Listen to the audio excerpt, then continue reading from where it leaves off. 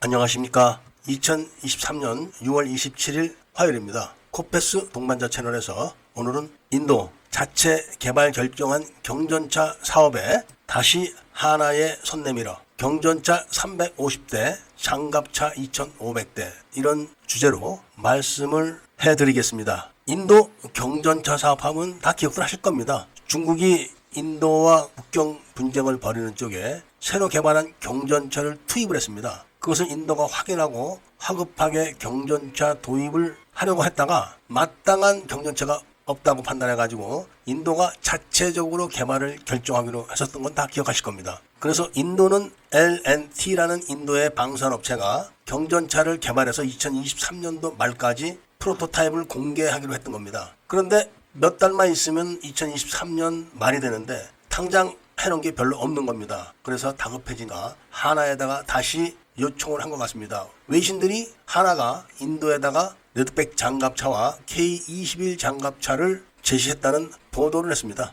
그리고 이미 L&T와 하나그룹이 상담을 시작했다. 여기까지 지금 진행됐다고 합니다. 오늘 게시글을 올렸더니 많은 분들이 인도는 믿을 수가 없다. 이런 말씀을 하십니다. 인도가 무기거래에 있어서 아주 까다로운 상대인 것은 틀림없습니다. 그런데 인도가 무기를 주로 도입한 나라가 구소련입니다. 그리고 러시아죠. 인도가 구소련과 러시아, 그러니까 소련이 망해서 러시아로 넘어가는 과정에서 항공모함을 도입하면서 당한 게 한두 번이 아닙니다. 그리고 그 금액도 적은 금액이 아닙니다. 그렇지만 인도가 러시아와 어떤 불협화음을 냈다거나 하는 소리보다는 묵묵히 그것을 새기면서 항공모함을 지금은 자체 생산하고 있습니다. 그러니까 인도는 아마도 무기 도입은 이렇게 했다가 큰일 나겠다 해가지고 나름대로 노하우를 쌓아놓은 건데 그것이 서방 무기를 도입하는 데 있어서는 장애가 되는 것이죠. 얼마 전에 잠수함 도입 사업도 그런 식으로 제안했다가 사업에 참가했던 나라들이 모두 다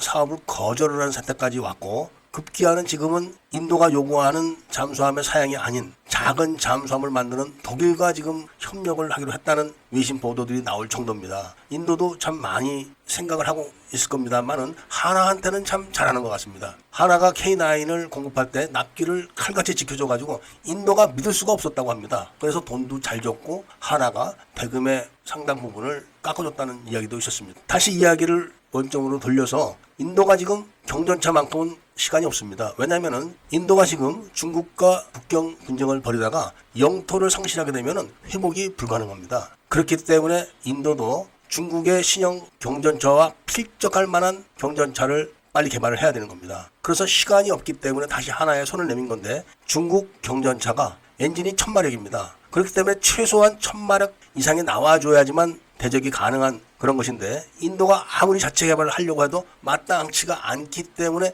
레드백 장갑차의 차체를 지금 보고 있는 것 같습니다. 레드백 장갑차 차체에다가 인도가 개발한 포탑을 얻는 방식으로 개발을 완성하고 그런데다가 인도가 또 하나의 지금 고민이 있는데 구소련 때 도입을 했던 BMP-1, 2 이런 구형 장갑차들을 다 교체해야 됩니다. 그 수량이 2,500대입니다. 그러니까 그 수량은 미국 장갑차 도입 사업의 거의 절반이 넘는 수준입니다. 엄청난 물량인데 하나는 이 물량에 대해서 레드백 장갑차와 K21 장갑차를 제시하고 있다고 하는데 아마도 두 장갑차를 절묘하게 섞어서 개발 또는 납품 이런 과정으로 사업이 진행될 것 같은 예감이 제가 들고 있습니다. 우선 올해 말까지 경전차 프로토타입은 나와줘야 됩니다. 그리고 내년부터 양산에 들어가야 됩니다. 그러려면은 일단 레드백 장갑차의 차체는 필수적입니다. 그런데다가 자신들이 제작한 포탑에는 미사일 발사 장치가 없는 겁니다. 이런 것은 또 하나의 기술을 도입해야 되기 때문에